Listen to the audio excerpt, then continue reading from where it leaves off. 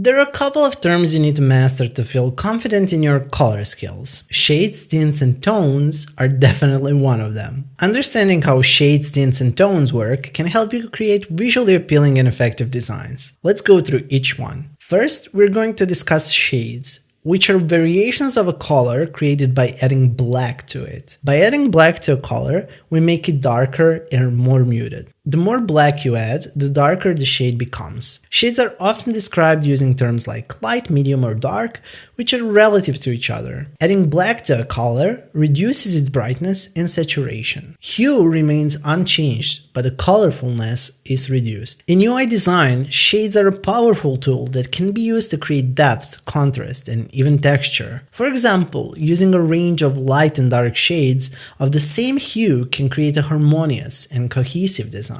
On the other hand, tints are variations of a color created by adding white to it. Adding white makes the color lighter and more pastel-like. The more white you add, the lighter the tint becomes. Tints are often described using terms like light, medium, or pale. Adding white to a color increases its brightness and reduces its saturation. In UI design, tints can be used to create a sense of lightness, softness, and airiness. The use of a range of light tints in a gradient background in a website, for example, can create a sense of airiness in space. Colors with a lot of white added are often referred to as pastels, which can work well for a particular type of projects where you'd like to achieve a soothing effect. Finally, tones are variations of a color created by adding both black and white to it.